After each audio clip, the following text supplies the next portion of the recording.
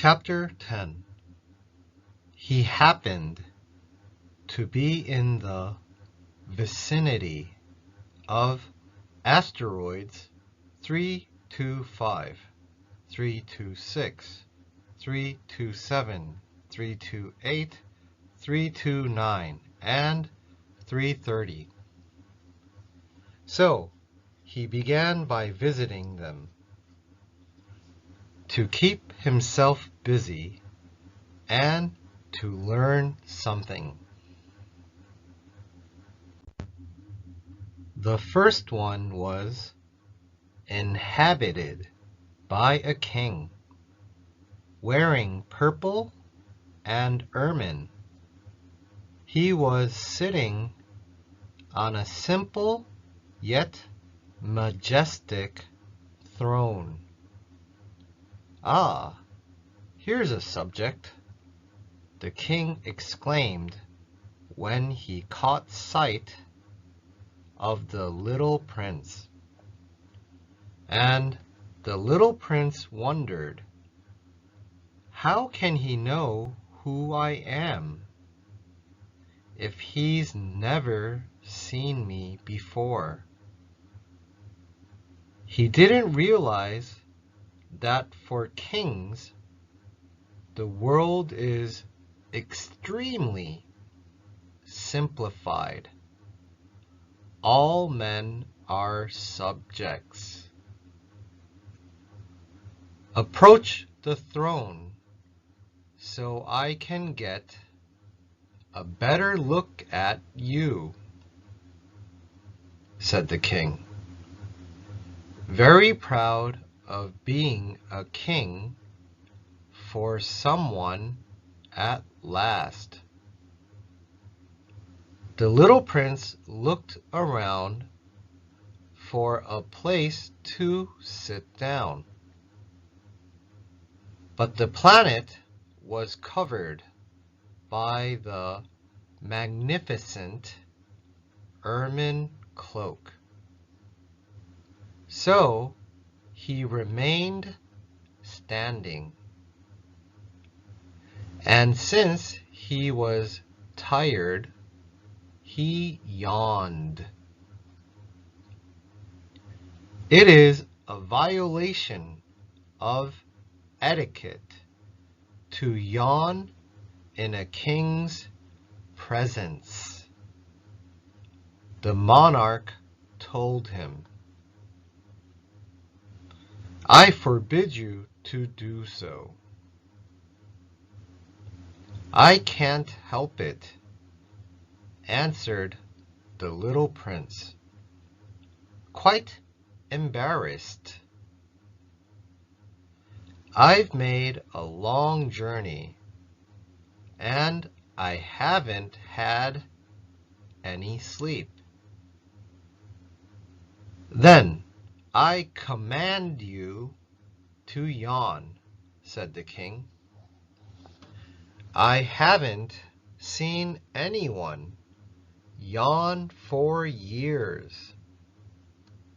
For me, yawns are a curiosity.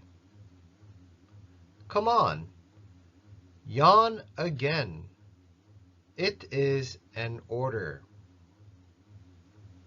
"That intimidates me. I can't do it now," said the little prince, blushing deeply. "Well, well," the king replied, "then I command you to yawn sometimes, and sometimes too." He was sputtering a little and seemed annoyed,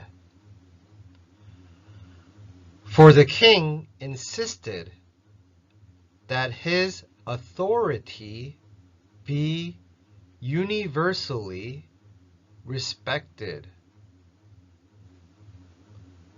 He would tolerate no disobedience. being an absolute monarch.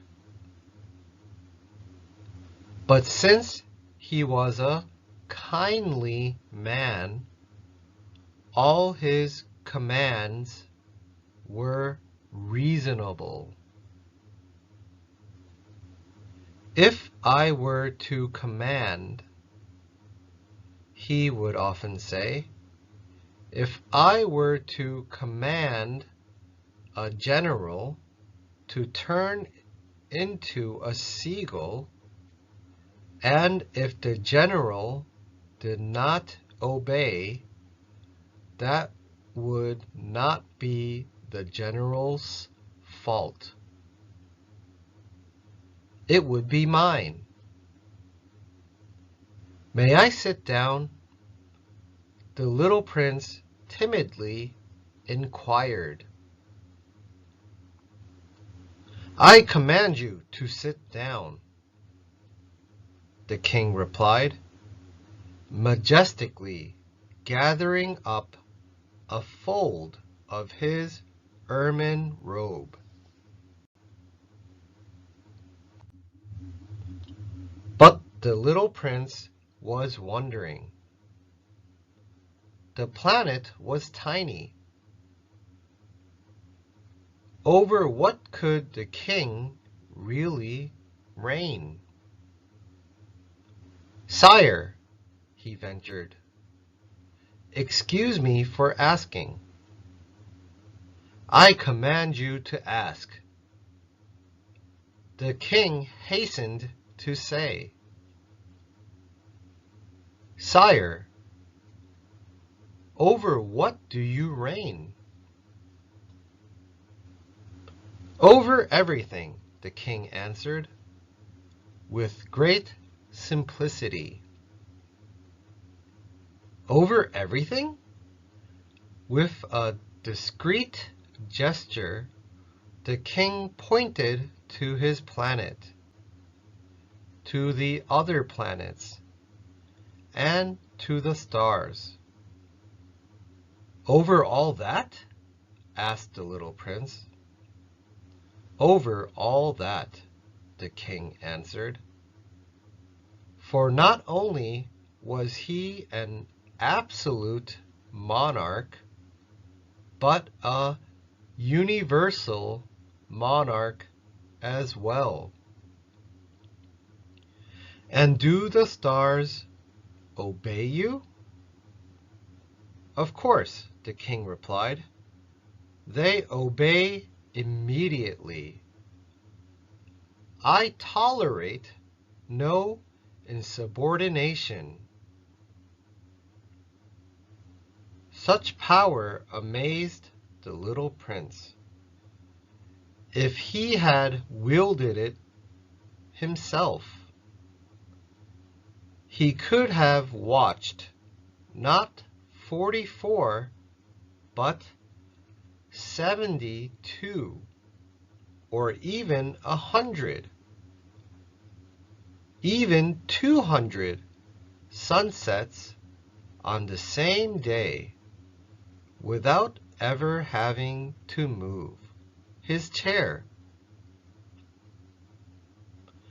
And since he was feeling rather sad on account of remembering his own little planet, which he had forsaken, he ventured to ask a favor of the king. I'd like to see a sunset. Do me a favor, Your Majesty. Command the sun to set. If I commanded a general to fly from one flower to the next like a butterfly, or to write a tragedy, or to turn into a seagull, and if the general did not carry out my command, which of us would be in the wrong? The general or me? You would be, said the little prince, quite firmly. Exactly. One must command from each what each can perform. The king went on. Authority is based first of all upon reason. If you command your subjects to jump in the ocean, there will be a revolution. I am entitled to command obedience because my orders are reasonable. Then, my sunset? Insisted the little prince, who never let go of a question once he had asked it. You shall have your sunset. I shall command it. But I shall wait, according to my science of government, until conditions are favorable. And when will that be? Inquired the little prince. Well, well, replied the king, first consulting a large calendar. Well, well, that will be around, that will be tonight, around 7:40. And you'll see how well I am obeyed. The little prince yawned. He was regretting his lost sunset. And besides, he was already growing a little bored. I have nothing further to do here, he told the king. I'm going to be on my way. Do not leave, answered the king, who was so proud of having a subject. Do not leave. I shall make you my minister. A minister of what? Of justice. But there's no one here to judge. You never know, the king told him. I have not yet explored the whole of my realm. I am very old. I have no room for a carriage, and it wearies me to walk.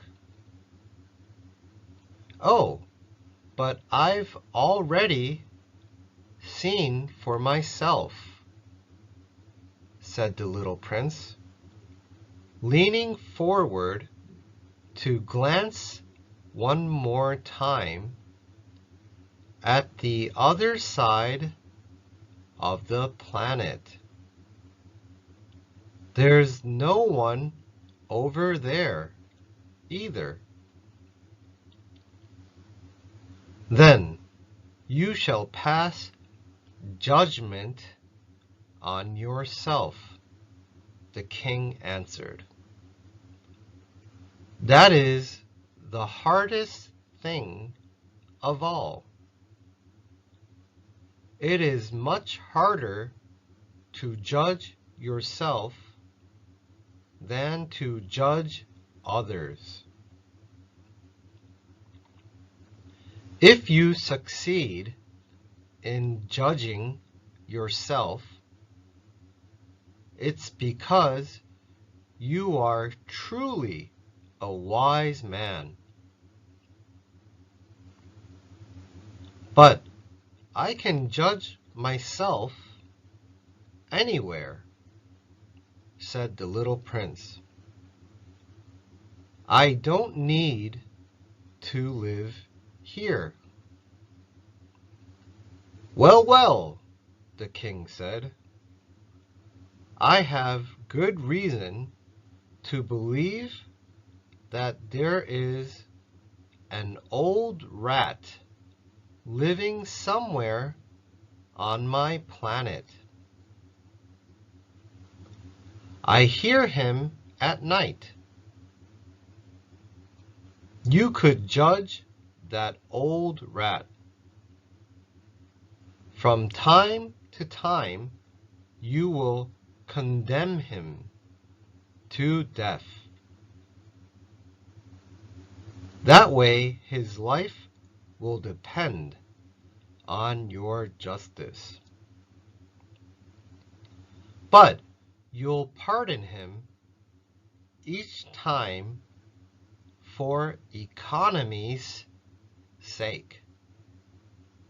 There's only one rat. I don't like condemning anyone to death, the little prince said. And now I think I'll be on my way. No, said the king.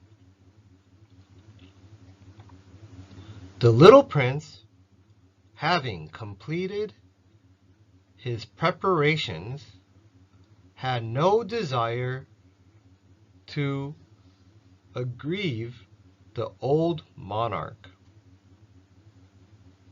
If your majesty desires to be promptly obeyed, he should give me a reasonable command.